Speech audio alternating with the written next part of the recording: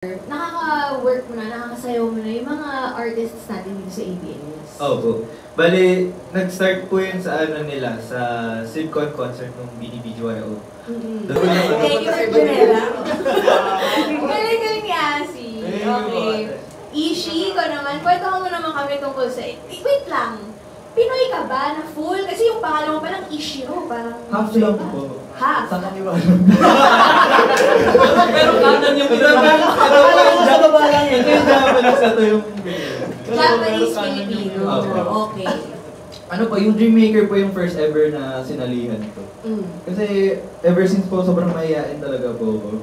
Parang di ako sanay sa attention. Yung tipong, ako yung sa classroom, yung nandun sa ano, nasa second to the last row. Kasi parang ayoko pong may papansin sa akin or masyadong may marami nakatingin sa akin. Bali parang introvert, gano'n, Introvert po kahit di halata. Parang inverter? Inverter! Eh nga ba ang gulo nga eh, introvert mas mahihain pero yung dreams ko po maging idol. Uy, maraming gano'n na. Maraming artist na introvert. Oo, pero talagang dahil sa passion nila, kinakaya nila yung attention. Isa na ako doon. Thank you. Naniniwala kami, Asi. Okay. Naging parang nung parang 16 to 19 pa ako. Audition na ako ng audition. Ang dami ko po in-auditionan, mga iba-ibang show, mga K-pop entertainments. Tapos yung una ko po in-audition dito sa Pilipinas is yung Dreammaker. And then, pinalad po na nakuha din agad ako doon. So parang, na-excite po ako, ano to, ABS show to, big deal to. So ayun po, nung nakasali na ako sa show, parang binuild ko lang yung confidence ko. Parang, okay, pinasok ko to, magsisimula na ako sa, kumbaga kung ano yung gusto kong mangyari, kailangan, galingan ko na, di na ako pwedeng mahiya. And feel ko naman po, pag nagpa-perform ako, parang nag-change, kumahiyaan pa ako off stage, pag nasa stage, parang laban na. Yes, and ayun po, parang estudyante lang po talaga ako normal dati. And nabago lang talaga lahat ng sumali ng Dreammaker. And ayun, sobrang laking change nang nangyayari ngayon. Kasi, ayun nga po, hindi ko na-expect na makakapasok ako sa showbiz. Hindi ko na-expect magiging artista ako. And ayun, sobrang happy na po kung nasan ako ngayon din. And nagagawa ko lahat ng parang dinidream ko lang before. And I think, tanong to ng mga nakakakita rin sa'yo ngayon, may isip nila to. Aside from Rive, may plano ka ba maging artista rin? Kasi, di ba? Open po ako sa kahit ano po. Siyempre dapat lahat ng opportunities, parang open ka. And also, maganda rin yung parang diverse yung skills mo. Kumbaga, kung performer ka, kaya mo rin gawin yung iba't ibang bagay. Para kahit saan ko man ilagay, parang magagawa mo yung best. Sabi mo nga, laban. Lahat naman kayo gano'n. Pag sa stage, biglang, uy, laban. Ganun yung training nyo talaga sa Dreammaker. Ikaw naman, Dre. Ayun po.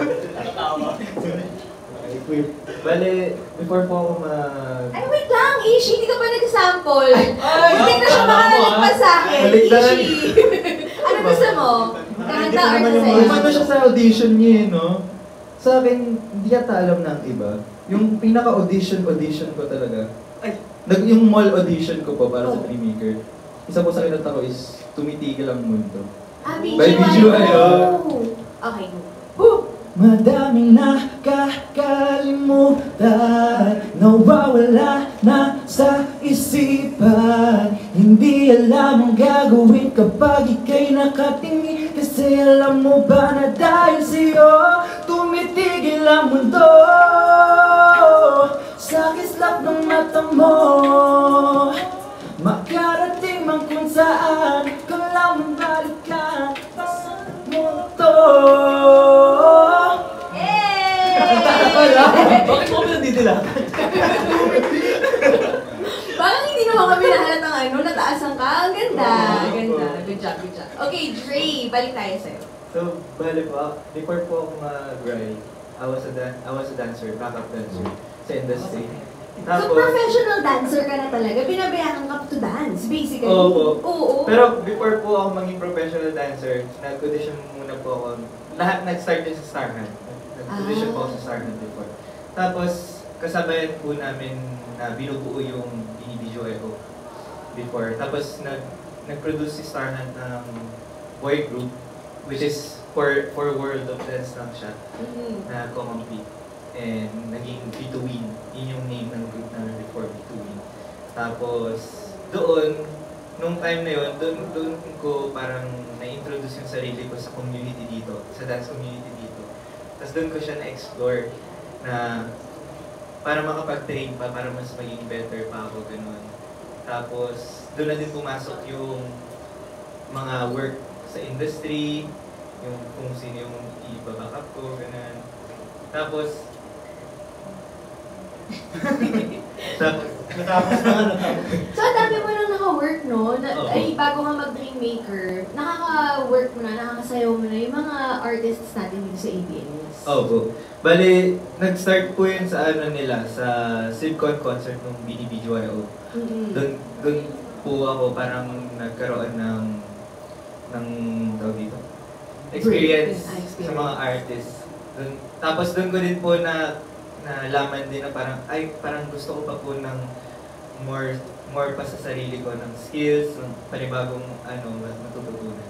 Tapos doon ko po parang naging dagdag sa dream ko na gusto ko din maging idol talaga. Kasi nakikita ko talaga yung passion nila din kung paano sila mag-training and mag-perform.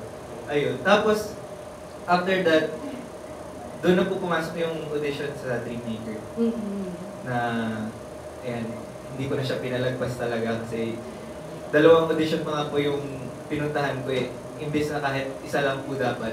Tapos, dalawang beses ka nag-audition? Sigurado lang. Again, hindi natin maki-question ng commitment.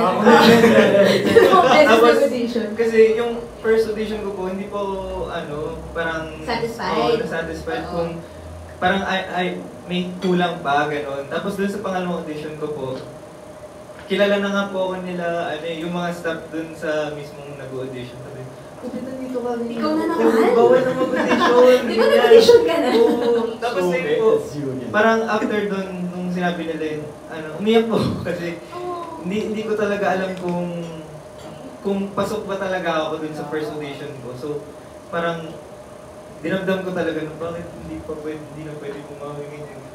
Ayun. Tapos, naiiyak na ulit. Tapos ayun po, biglang tumawag si callback sa Dreammaker. Then, nagkaroon po ng bago opportunity. Tapos, doon ko na po napakita yung gusto ko talaga i-bawi ng audition. Uy, pasalamatan natin yung pumayag na mag-audition ka ulit nakabawi ka. Thank you, Ate Jonah! Ang talaga. Shout out! Alam mo, naaalala niyo yung mga pangalan ng mga katabaho niyo. That's a good sign again. At doon naman sa Dreammaker, nakapasok ka na, isa ka sa mga kinatatakutan ng lahat pagdating sa dancing. As in, kapag, di ba pag si Dre yung kasabay niyo, parang, hala, baka ma-outshine ako kasi ang galing niya talaga sumayaw. So dahil dyan, sample mo ay sino. Hindi, sige. Ikaw pumili. Anong gusto mo? Dance na. Kahit ulala. Sabay na daw. Sige. Okay, pwede po ba music tayo ng Ulala para sa sample ni Dre?